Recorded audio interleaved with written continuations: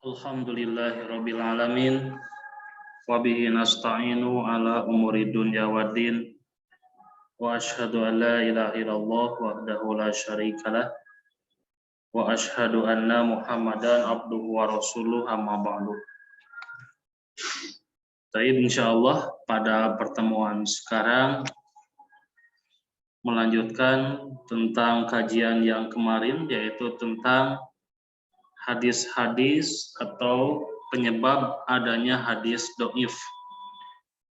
Sebelum kita melanjutkan kepada pembahasan penyebab hadis dhaif, kita ulangi lagi, review lagi agar tidak lupa.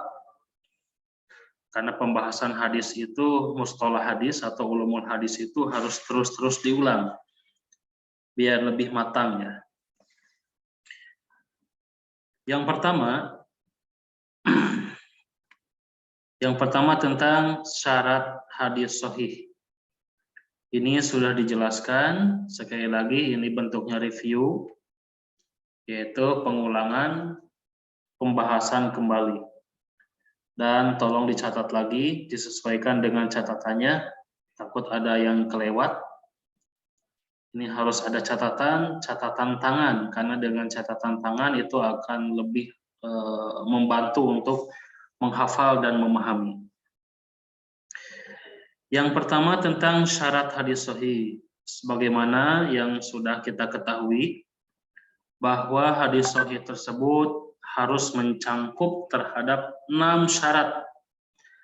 Ya, syarat yang pertama musnad. Ya.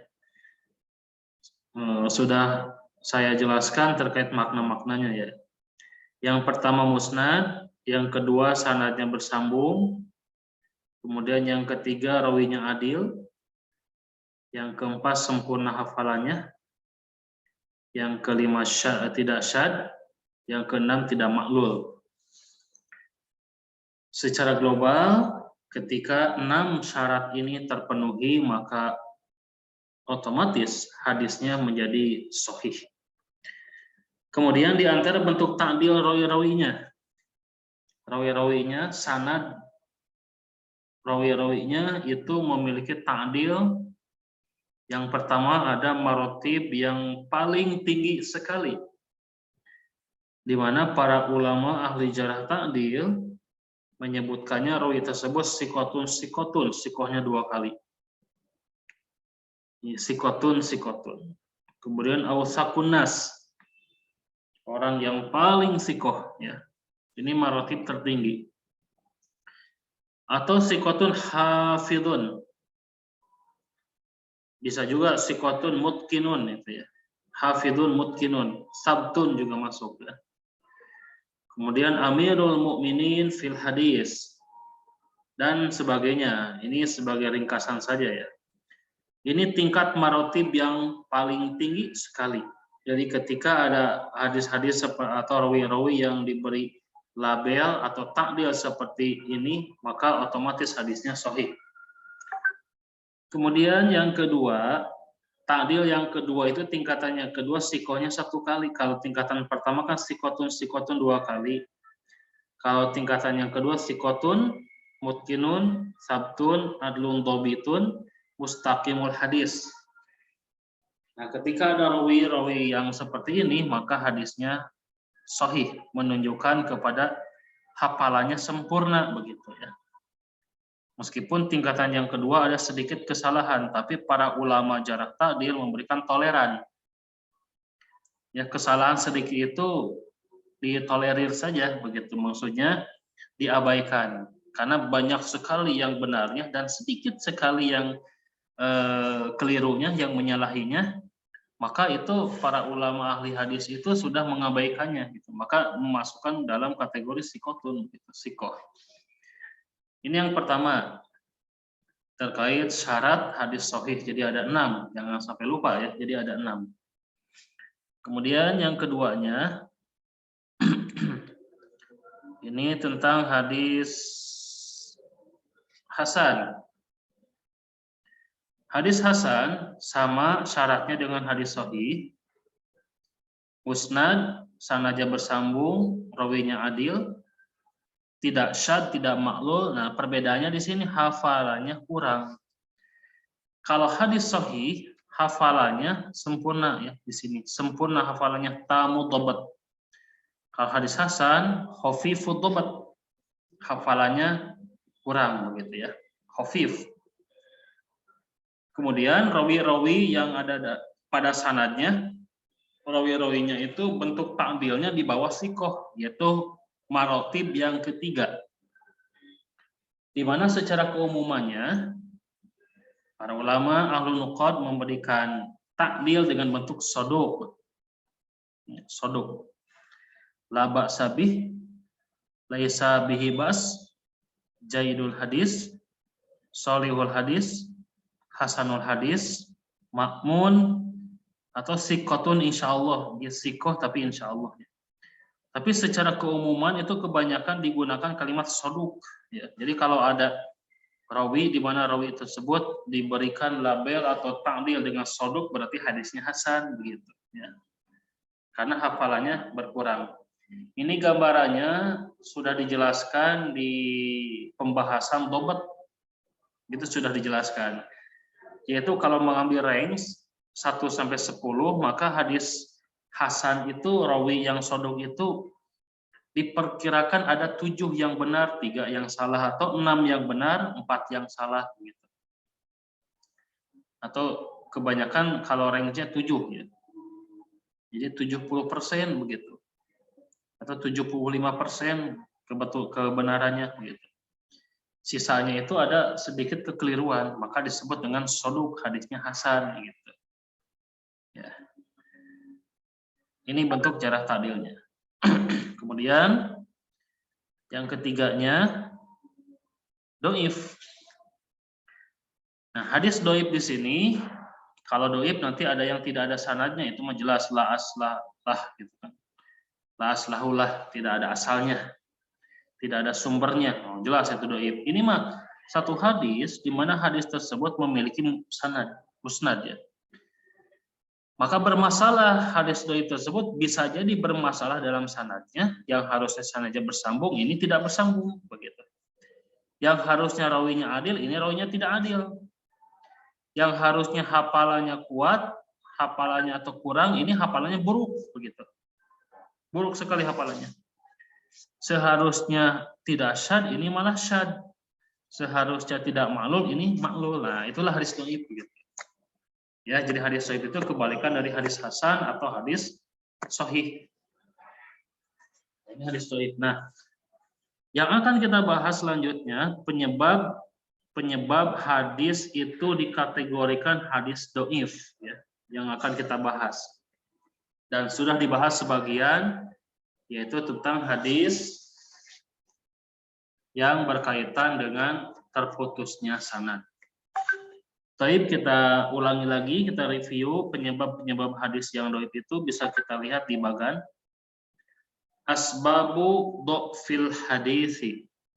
Sebab-sebab kedhaifan hadis. Secara global itu ada 3 penyebab. Penyebab yang pertama yaitu saktun fil isnad. Itu penyebab yang pertama. Terputusnya sanad. Tidak bersambung sanadnya. Yang kedua, ta'nun fir rawi, cacatnya rawi, ada masalah dengan diri pribadinya. Ya, internnya gitu kan. Kalau saktun fil isnad itu ekstern. Faktor X-nya. Kalau ta'nun fir rawi itu faktor in-nya, faktor individualnya. Ta'nun fir rawi. Dan cacatnya rawi tersebut, individualnya ada kecacatan, itu ada 2 bagian. Bisa jadi dalam masalah dobat, hafalannya kurang, atau hafalannya buruk.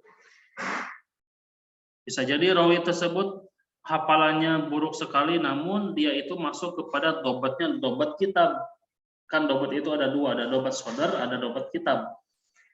Ada rawi yang dobat kitab, tapi dia menerangkan dengan hafalannya, tapi banyak kesalahannya gitu. Nah, ini penyebab hadis dhaif juga.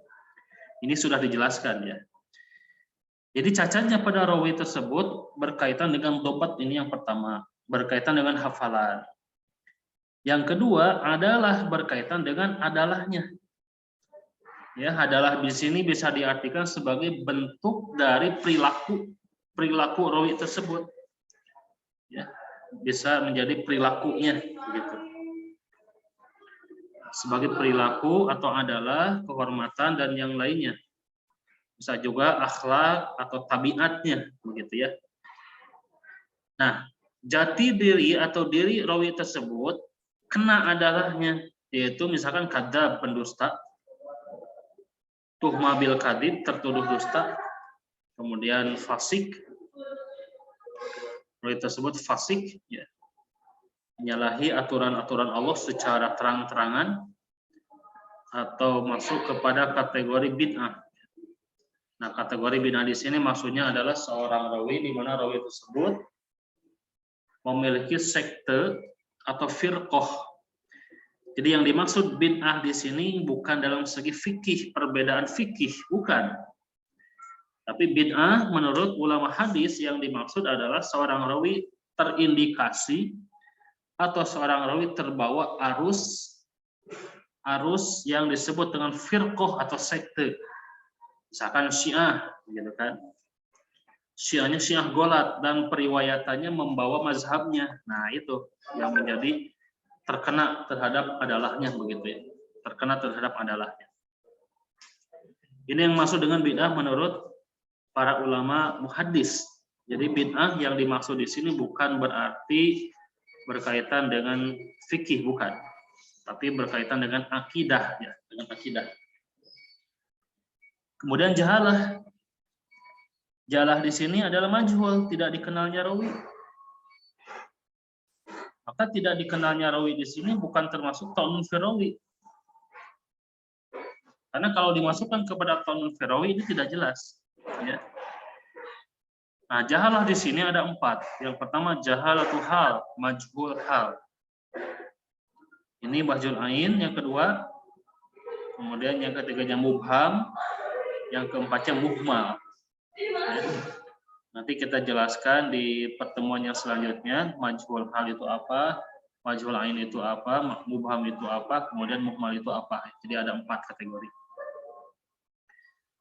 Nah, di sini yang akan kita bahas terkait, yang sudah kita bahas adalah terkait saktun fil isnad zohir, terputusnya rawi secara zohir. Ya.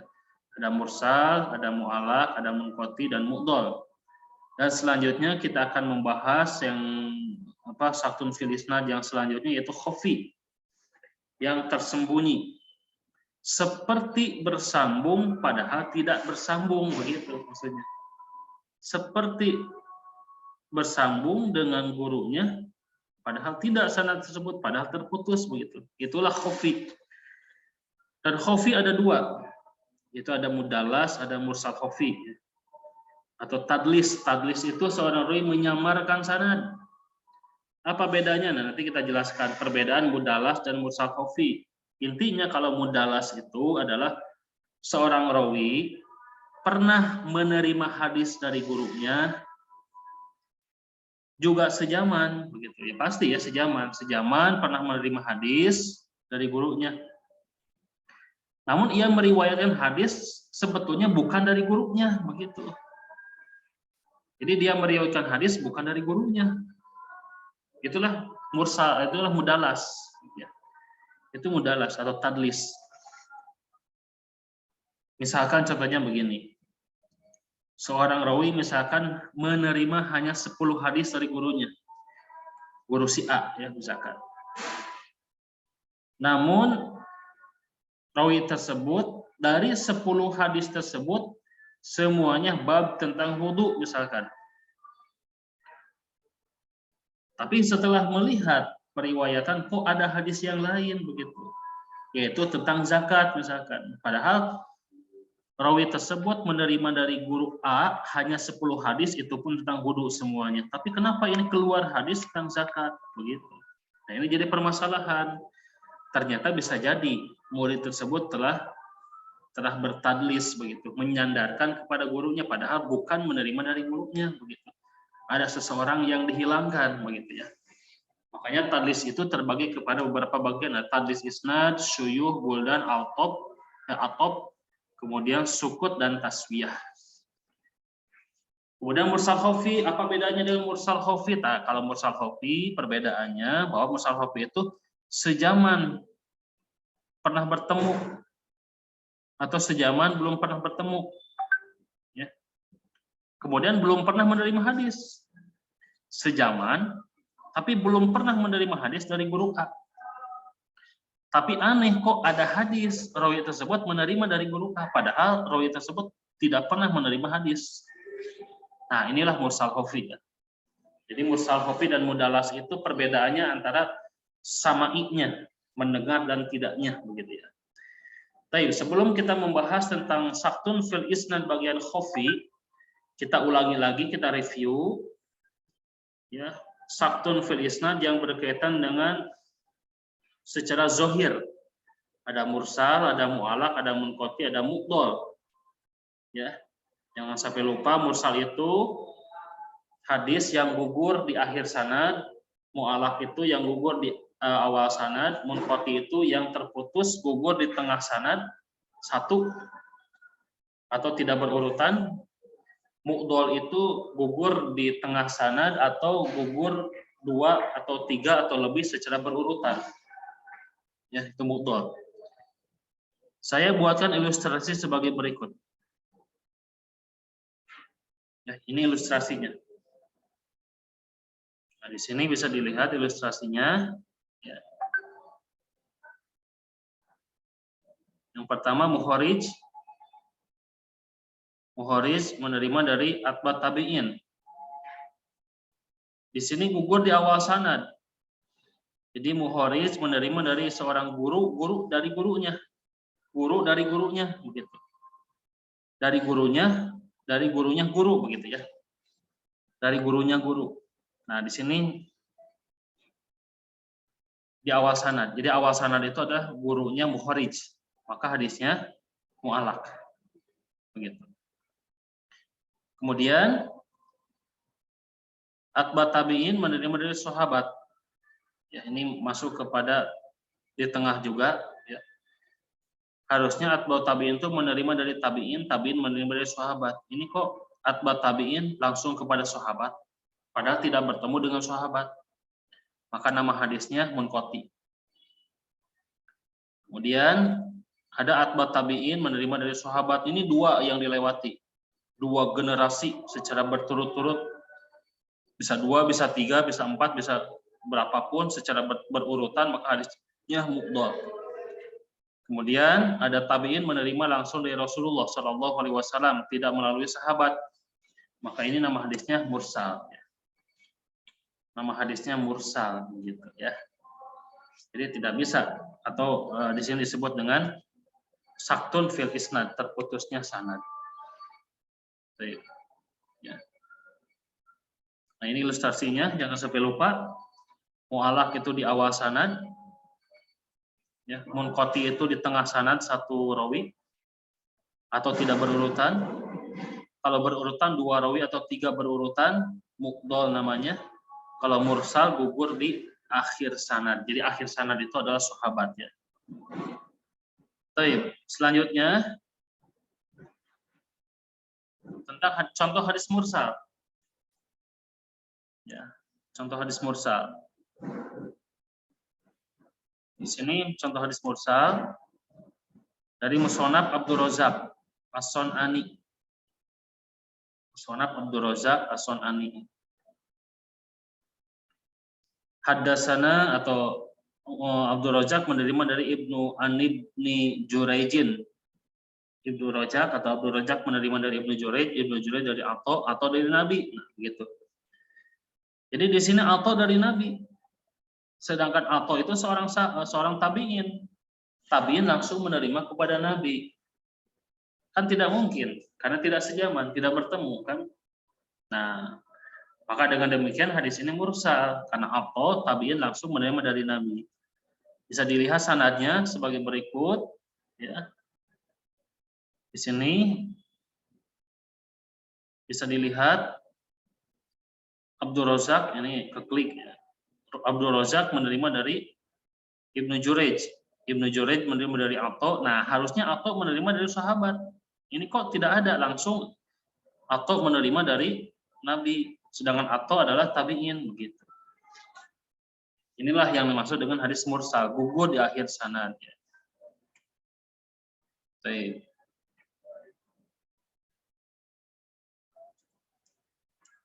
Berikut atau langsung menerima dari Nabi ya. Jadi hadisnya mursal. Kemudian yang selanjutnya adalah bahwa hadis mursal itu sebagiannya ada yang sahih, ada yang diterima.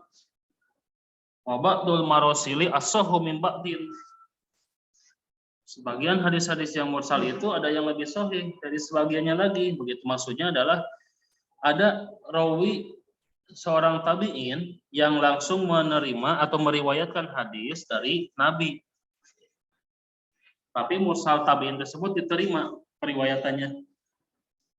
Seperti famursalu Sa'id ibni al-Musayyab. Seperti mursalnya Sa'id bin al-Musayyab, seorang tabi'in ya. Nah, Sa'id bin al-Musayyab di sini termasuk mursal yang sahih, begitu, mursal yang diterima. Kenapa? Fa inna amata riwayatihi anis sahabah. Karena Sa'id bin al-Musayyab di sini umumnya menerima dari seorang sahabat, begitu. Faida arsala ursila anis sahabah. Apabila ia mursalkan, maka dimursalkannya itu adalah dari sahabat. Dengan kata lain, Sa'id bin al-Musayyab itu tidak melakukan mursal. Sa'id bin al-Musayyab itu sebetulnya menerima dari sahabat, sahabat menerima dari Nabi. Hanya Sa'id al-Musayyab terkadang langsung menyebutkan Nabi begitu. Padahal Sa'id bin al-Musayyab menerima dari sahabat, dan ini terbukti adanya pembuktian bahwa Sa'id al-Musayyab menerima dari seorang sahabat begitu. Biasanya dari Abu Hurairah dan yang lainnya. Contoh di sini ada dalam kitab Mursal Abi Dawud.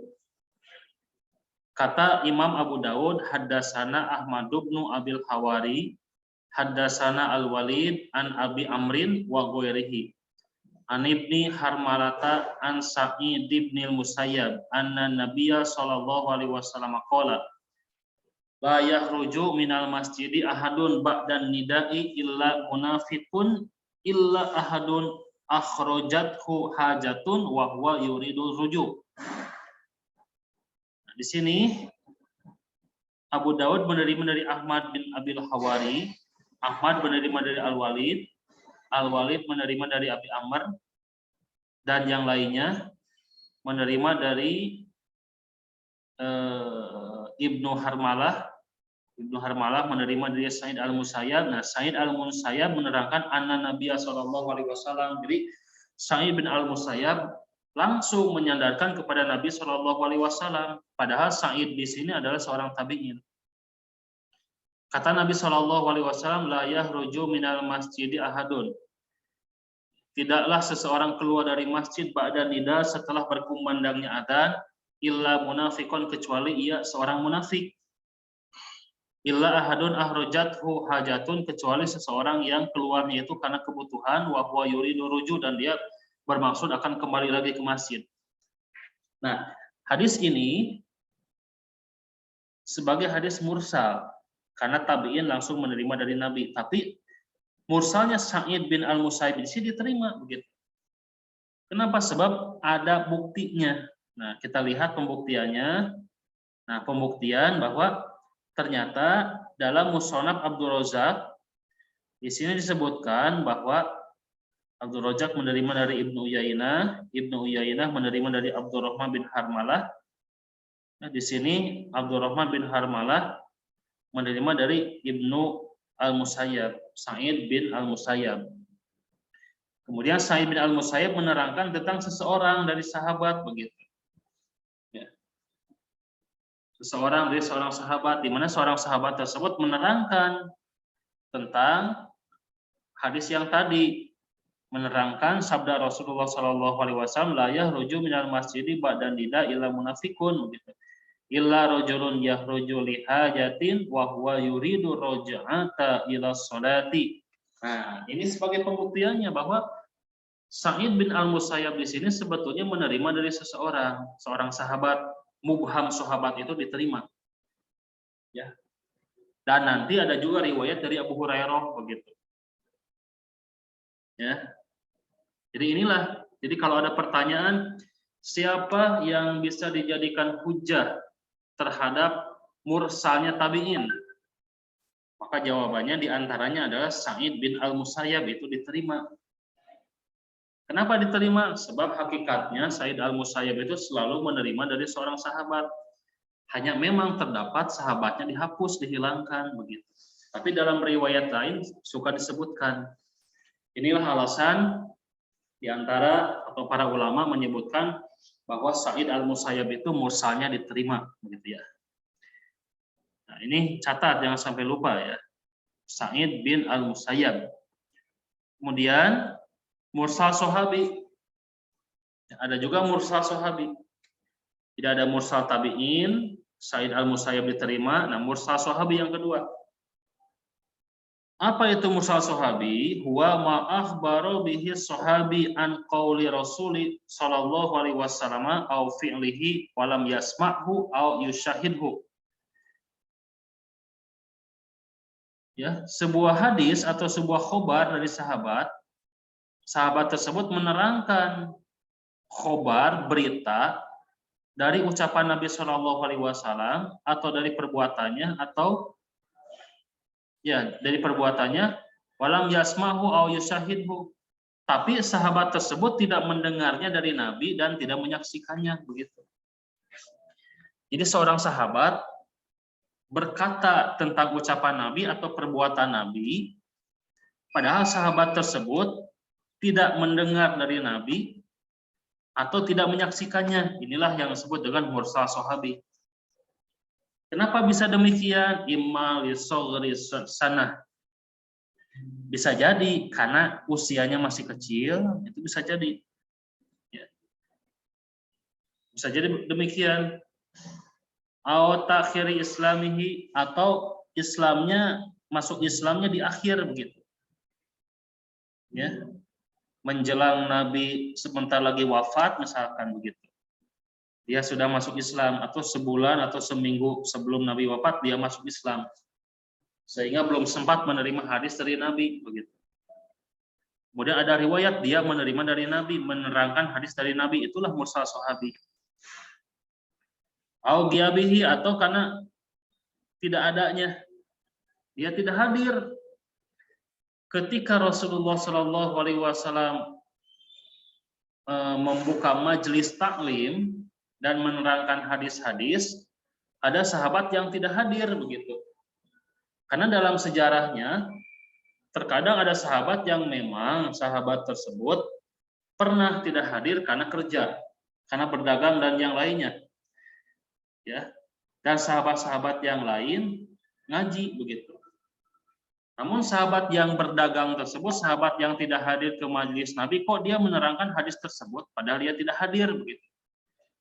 Nah, itu mursal sahabi namanya. Hal ini dilakukan bahwa seluruh sahabat itu adil ya. Tidak mungkin sahabat menyandarkan kepada Nabi padahal dia tidak mendengarkan, tidak mungkin. Lantas kenapa sahabat tersebut menerangkan hadis dari Nabi padahal dia tidak menyaksikan dan tidak mendengar? Bisa jadi sahabat tersebut menerima dari sahabat lagi begitu. Makanya nanti ada periwayatan as-sahabah minas sahabah, riwayatus sahabah minas sahabah, itu ada nanti. Periwayatan sahabat dari sahabat itu ada nanti. Ya. Nanti ada juga liyuballigho syahid ilal ghaib begitu kan. Hendaklah yang hadir menyampaikan kepada yang tidak hadir begitu. Nah ini ya. Jadi sahabatnya tidak hadir waktu Rasulullah mengadakan pengajian gitu istilahnya. Tidak hadir. Tapi sahabat tersebut kok tahu hadis tersebut? Nah, itu mursal sahabi namanya.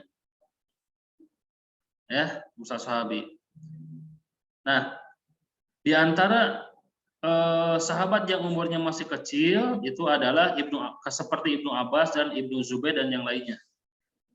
Begitu.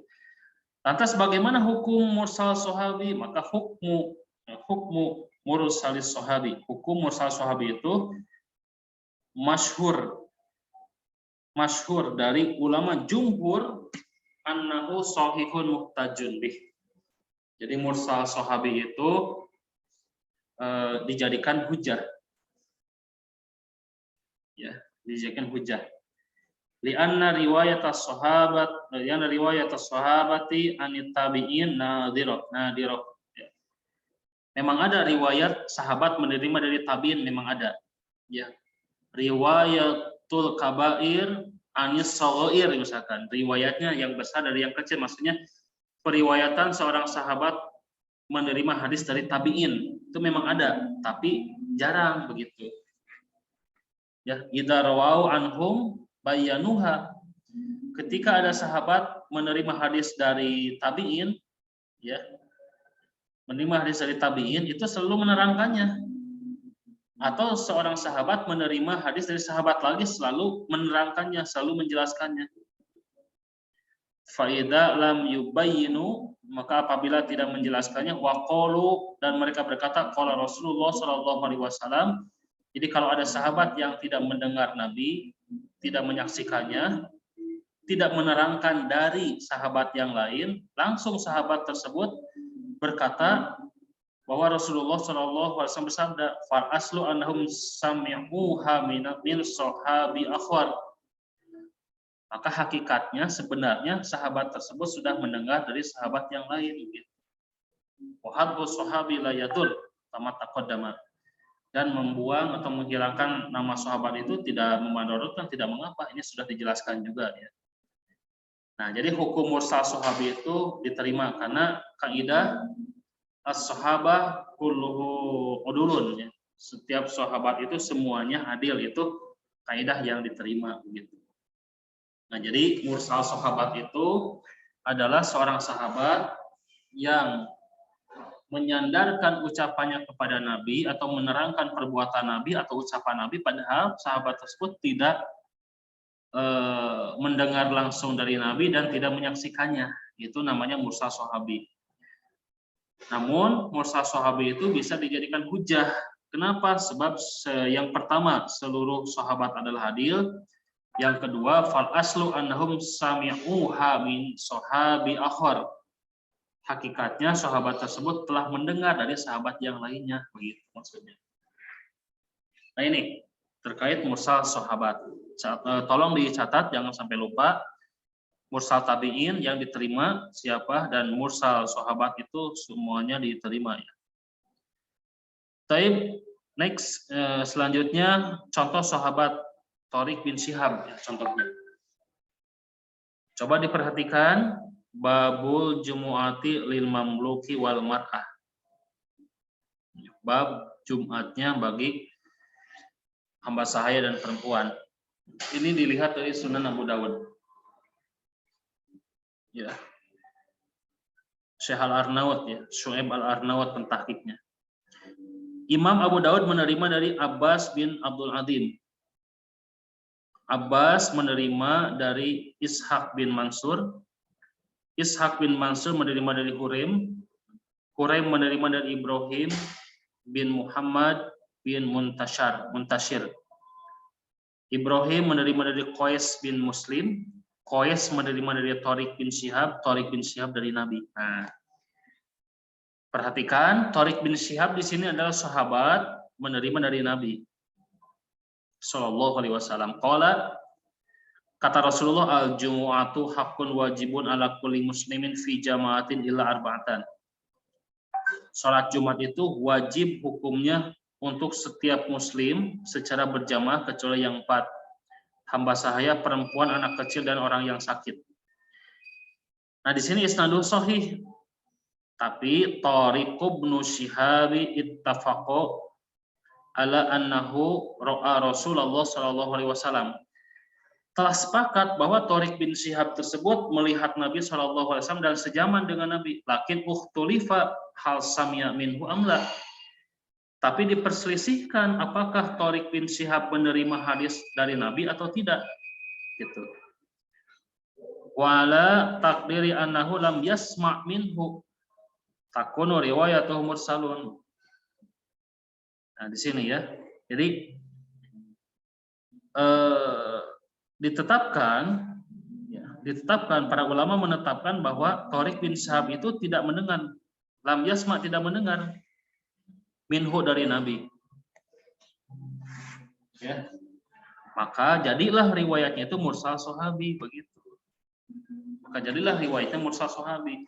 Kan Thariq bin Syihab belum pernah menerima hadis dari Nabi. Kenapa di sini ada Thariq bin Syihab menerima dari Nabi gitu. Itulah yang disebut dengan mursal sahabi. Ya. Nah, lantas pertanyaannya tadi kan kalau sahabat tidak menerima hadis dari Nabi, kemudian di sini Thariq bin Syihab menerima dari Nabi. Pertanyaannya Thariq bin Syihab dari siapa menerimanya? Itu pertanyaannya. Maka setelah ditahriz ketemulah pembuktian Thariq bin Syihab itu ternyata menerima dari Abu Musa al-Asy'ari. Di sini bisa dilihat dalam kitab Fadail al-Awqat karya Imam Al-Baihaqi. Kata Imam Al-Baihaqi, telah menghabarkan kepadaku Abu Abdillah Al-Hafidh, ini Abu Bakar bin Ishaq Al-Faqih. Beliau menerima dari Ubaid bin Muhammad Al-Ijli. Kemudian Ubaid menerima dari Al-Abbas bin Abdul Azim. Al-Abbas menerima dari Ishaq bin Mansur. Ishaq bin Mansur menerima dari Huraim bin Sufyan. Huraim bin Sufyan menerima dari Ibrahim bin Muhammad bin Muntashir. Ibrahim menerima dari Qais bin Muslim. Qais bin Muslim menerima dari Thariq bin Syihab. Nah, ini Thariq bin Syihab menerima dari Abi Musa, begitu. Abi Musa menerima dari Nabi. Jadi Thariq bin Syihab sebetulnya menerima dari sahabat lagi. Ya, jadi Thariq bin Syihab menerima dari sahabat, yaitu Abi Musa, begitu. Abi Musa menerima dari Nabi. Nah, jadi ini sanad yang benarnya, begitu. Jadi kalau kita menemukan Thariq bin Syihab langsung kepada Nabi, sebetulnya Thariq bin Syihab di sana menerima dari Abi Musa atau sahabat-sahabat yang lainnya, hanya dihapus nama sahabat yang lainnya, itu tidak jadi masalah, begitu. Ya, tidak jadi masalah. Dan matanya sama, al-jumu'atu hakun wajibun ala kulli muslimin fi jama'atin ila arba'atan, sama katanya. Nah, ini yang dimaksud dengan mursal sahabi, dan mursal sahabi itu hujjatun, ya, diterima. Baik, itu yang pertama tentang mursal, jangan sampai lupa ya, catat lagi dalam catatannya dilengkapi. Yang kedua munqati. Munqati tadi sudah dijelaskan dan waktu pertemuan sebelumnya pun sudah dijelaskan, itu terputus sanad di tengah-tengah sanad. Satu atau secara tidak berurutan. Munqati. Ya. Contoh hadisnya bisa dilihat. Contoh hadisnya. Dari Sunan An-Nasa'i, Imam An-Nasa'i menerima dari Muhammad bin Salamah. Muhammad bin Salamah menerima dari Ibnu Wahab. Ibnu Wahab menerima dari Yahya bin Abdullah bin Salim. Yahya bin Abdullah menerima dari Musa bin Uqbah. Musa bin Uqbah menerima dari Abdullah bin Ali. Abdullah bin Ali menerima dari Hasan bin Ali. Nah, ini Abdullah bin Ali, Hasan bin Ali. Qala allamani Rasulullah sallallahu alaihi wasallam haula'il kalimat fil witri, qala qul Allahumma hdini fiman hadait, dan seterusnya. Di sini kalau kita melihat sanadnya, ada rawi bernama Abdullah bin Ali. Abdullah bin Ali, nama aslinya adalah Ibnu Husain, anaknya Husain. Ya, jadi Abdullah bin Ali di sini anaknya Husain. Kan Ali punya anak Hasan dan Husain, begitu. Ya, anaknya Husain itu adalah Abdullah bin Ali atau Abdullah. Ya, Abdullah bin Husain. Nah, para ulama menyatakan Abdullah bin Husain di sini lam yalqa Al-Hasan bin Ali, begitu. Tidak bertemu dengan Hasan bin Ali. Jadi Abdullah bin Ali atau Abdullah bin Ibnu Husain itu tidak bertemu dengan Hasan bin Ali, tidak bertemu begitu. Tapi kok di sini ada hadisnya? Ya, Abdullah bin Ali dari Husain bin Ali. Ada hadisnya. Nah, inilah yang disebut dengan hadis munqati, terputus sanadnya. Begitu. Ya, jadi tidak bertemu. Tidak bertemu. Maka sanadnya terputus.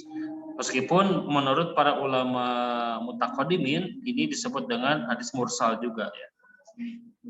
Tapi lebih kepada munqati, ambil kepada pendapat jumhur mutakhir saja. Yang selanjutnya mu'dhal.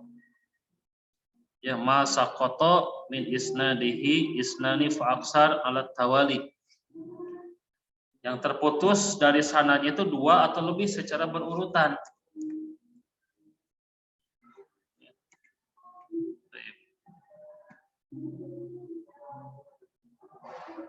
Sebentar, mu'dhal.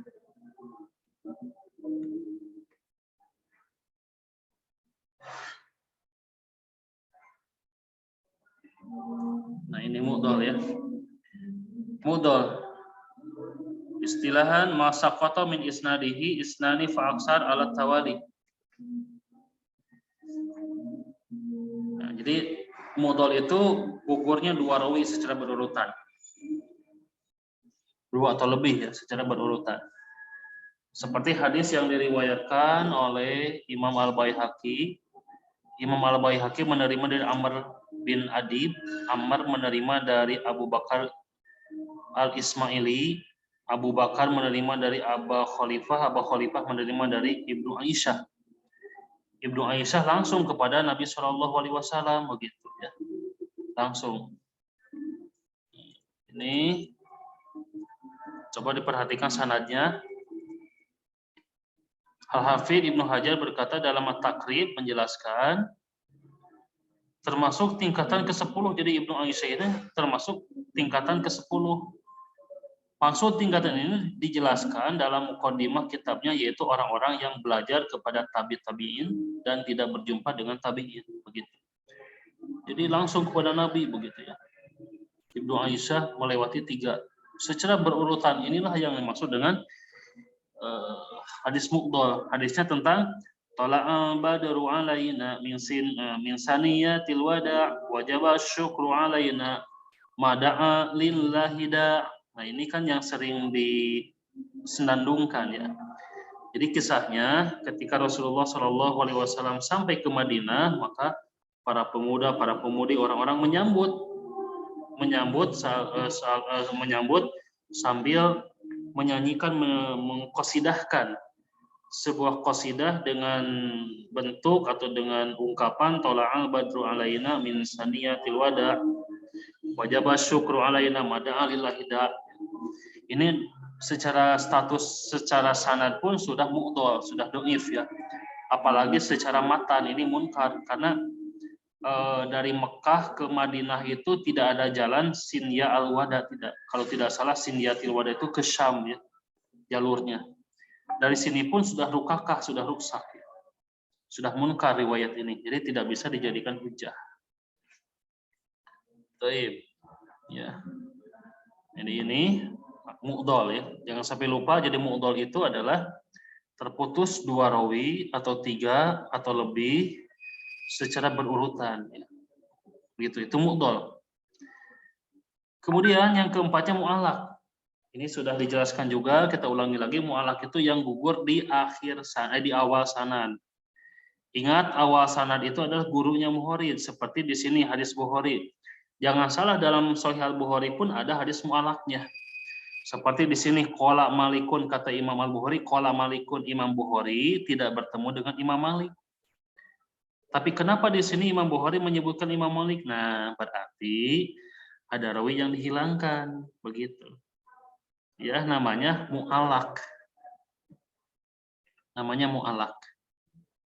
Tapi riwayat atau mu'allaqnya Imam Bukhari tersebut sahih. Kenapa? Sebab ada riwayat yang lain yang menyebutkan adanya perantara orang antara Imam Al-Bukhari dan Imam Malik gitu. Tapi ini secara kaidah umum dulu, bahwa contohnya Bukhari langsung menerima dari gurunya guru, gurunya guru Imam Bukhari atau gurunya guru Muharrij begitu ya, maka hadisnya mu'allaq, gugur di awal sanad begitu ya. Nah, ini reviewnya, jangan sampai lupa terkait hadis mursal, munqati, mu'dhal dan mu'allaq, jangan sampai lupa ya. Kemudian yang selanjutnya pembahasan kita adalah saktun fil isnad berkaitan dengan khafi begitu. Khafi kan tadi zahir, mursal, dhaif, sahih, sahabi gitu kan. Ini sudah dijelaskan. Nah, tentang khafi itu ada mudalas dan mursal. Tadi sudah dijelaskan secara global antara mudalas dan mursal. Ya, khafi itu tersembunyi. Tapi kita jelaskan sekarang. Nah, ini perbedaan mudalas dan mursal khafi. Mudalas itu anjarwiyar rawi an syaihihi alladzi laqiyahu wa sami'a minhu ma lam yasma' minhu bisigotin tahtamilu sima ka'an au qala. Jadi meriwayatkannya rawi dari gurunya yang ia bertemu dengannya dan mendengar hadis darinya, tapi ia meriwayatkan hadis malam yasma minhu, tapi dia meriwayatkan hadis yang tidak ia dengar dari gurunya. Kemudian sigohnya memakai an atau qala au qala begitu. Nah, itu mudalas. Kalau mursal khafi, seseorang ahli hadis meriwayatkan hadis dari guru yang sejaman tetapi tidak pernah bertemu, atau bertemu tetapi ia tidak mendengar hadis darinya. Perbedaannya antara mudalas dan mursal khafi tersebut, kalau mudalas rawi tersebut sejaman, bertemu, sempat menerima hadis, tapi dia meriwayatkan hadis kepada orang lain, hadis yang bukan dari gurunya begitu. Kalau mursal khafi sejaman, baik bertemu atau tidak bertemu, tapi sejaman pokoknya nama. Hanya rawi tersebut tidak pernah menerima hadis dari guru tersebut. Sejaman, bertemu atau tidak bertemu, tapi tidak pernah menerima satu hadis pun. Namun aneh kok terdapat hadis dengan sanad rawi tersebut menerima hadis dari guru tersebut begitu. Nah, itulah yang disebut dengan mursal khafi begitu. Jadi perbedaan mudalah dan mursal khafi tersebut perbedaannya ada pada samai atau tidaknya, mendengar hadis atau tidaknya, itu ya perbedaannya. Dan di sini kita simpulkan dengan demikian perbedaan antara tadlis dan irsal terletak pada cara samaknya, mendengarnya seorang muhadis dari gurunya yang dia riwayatkan hadis darinya. Pertama, apabila ia meriwayatkan suatu hadis dari seorang guru yang ia dengar hadis darinya, tetapi hadis itu tidak ia dengar langsung, melainkan dengan adanya perantara, maka itu namanya tadlis. Ya, mudalas. Apabila ia meriwayatkan hadis dari seorang guru yang tidak pernah ia lihat atau dilihatnya tapi tidak didengar hadis darinya, maka riwayatnya itu dinamakan mursal atau mursal khafi begitu ya. Itu perbedaannya. Baik, selanjutnya adalah contoh tadlis. Ya, perhatikan contoh rawi tadlis. Contoh rawi yang menyamarkan sebuah sanad. Contohnya dalam riwayat Imam Ahmad menerima hadis dari Ibnu Numair menerima dari Ajlaj menerima dari Abi Ishaq menerima dari Al-Baro. Ya. Al-Baro menerima dari Rasulullah SAW, kata Rasulullah, "Mami muslimani yaltaqiyani," tidaklah seorang dua muslim bertemu, fayatasafahani, kemudian bersalaman, illa ghufira lahum qabla ayatafarraqo, maka Allah akan mengampuni kedua dosanya sebelum ia berpisah. Perhatikan di sini ada rawi bernama Abi Ishaq dari Al-Baro ya. Abi Ishaq dari Al-Baro. Ya. Abi Ishaq dari Al-Baro di sini bahwa kalau kita tahrij hadisnya seperti ini sanadnya. Nah, ini banyak ya. Riwayat Al-Baihaqi dalam Sunan Kabir, Imam Ibnu Majah, kemudian Musnad Abu Bakar Ibnu Abi Syaibah, kemudian Musnad Imam Ahmad, Sunan Tirmidzi, Mu'jam Ibnu Al-Muqri. Di sini sumbernya Al-Ajlaj, Abi Ishaq. Ya, Abi Ishaq menerima dari Al-Baro. Perhatikan, Abi Ishaq menerima dari Al-Baro. Pada dasarnya Al-Baro itu memang gurunya Abi Ishaq, dan Abi Ishaq memang pernah menerima hadis dari Al-Baro. Tapi ternyata khusus hadis ini Abi Ishaq sebetulnya tidak pernah mendengar dari Al-Baro.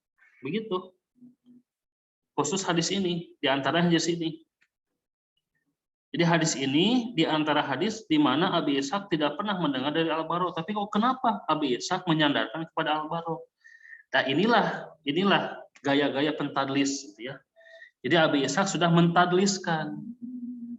Ya, seolah-olah Abi Ishaq meriwayatkan hadis ini menerima dari Al-Bara, padahal bukan, ada rawi yang dihilangkan. Mana yang dihilangkannya? Nah, ini kita tahrij lagi. Yang benar Abi Ishaq menerima dari Abu Daud Al-A'ma dari Al-Bara bin Azib. Nah, ini jadi ada Abu Daud Al-A'ma-nya. Seperti di sini Abi Ishaq menerima dari Abu Daud Al-A'ma. Nah, ini ya. Begitu. Abu Daud Al-A'ma menerima dari Al-Bara bin Azib, begitu. Jadi ada perantara Abi Daud Al-A'ma. Nah, Abi Daud di sini adalah rawi yang suka memalsukan hadis, rawi yang kadzab, pendusta, atau rawi yang tertuduh dusta. Maka Abu Ishaq di sini menyembunyikan, menghilangkan nama Abi Daud Al-A'ma di sini karena Abi Daud Al-A'ma seorang pendusta. Untuk dihilangkan langsung disandarkan kepada gurunya yaitu Al-Bara. Begitu. Inilah gaya pentadlis, ya. Nah, ini pentingnya ilmu tahrij. Kemudian yang selanjutnya contoh hadis mursal khafi. Ya, perhatikan mursal khafi di sini seperti dalam Musnad Al-Bazzar disebutkan beliau menerima dari Khalid menerima dari bapaknya yang bernama Yusuf, bapaknya atau Yusuf menerima dari A'mas menerima dari Anas bin Malik. Coba perhatikan Al-A'mas di sini menerima dari Anas, padahal di dalam catatan kaki yang ditulis oleh Syekh Syu'aib Al-Arnaud dan banyak para ulama yang mengungkapkan bahwa Al-A'mas lam yasma min Anasin, begitu. Jadi A'mas tidak pernah mendengar hadis dari Anas. Ya, ini terdapat dalam nas Ibnu Al-Madini, Al-Bukhari dan Ibnu Ma'in dan yang lainnya. Jadi Al-A'mas tidak pernah menerima satu hadis pun dari Anas bin Malik. Tapi kenapa di sini Al-A'mas an Anas bin Malik? Begitu. Ya. Meskipun di sini Al-A'mas itu terkenal dengan masuk kepada golongan tadlis, tapi dalam hal ini tidak termasuk tadlis, tapi masuk kepada mursal khafi. Kenapa? Sebab A'mas tidak pernah menerima hadis dari Anas. Tapi di sini kok ada A'mas menerima dari Anas, begitu. Ya. Inilah mursal khafi. A'mas tidak pernah menerima dari Anas, tapi kok di sini ada. Nah, itulah mursal khafi. Ya. Baik, terakhir, ya, ini jangan sampai lupa, ini catatan terkait mursal khafi. Harus dicatat dan dihafalkan, ya.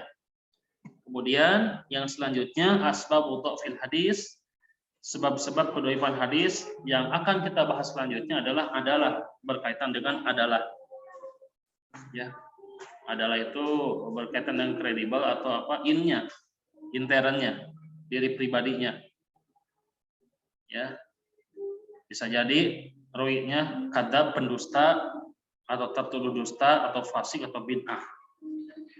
Baik, untuk permasalahan ini insya Allah kita bahas dengan contoh-contohnya di pertemuan yang akan datang terkait sebab hadis dhaif yang berkaitan dengan adalah, ya. Nanti kita bahas. Ya, itu kiranya yang bisa disampaikan. Jangan sampai lupa untuk mencatat dan terus catat. Catatannya disempurnakan agar bisa paham dan tidak lupa. Ya, minimal mustalahat atau mustalah, minimal istilah-istilah hadis harus hafal dulu.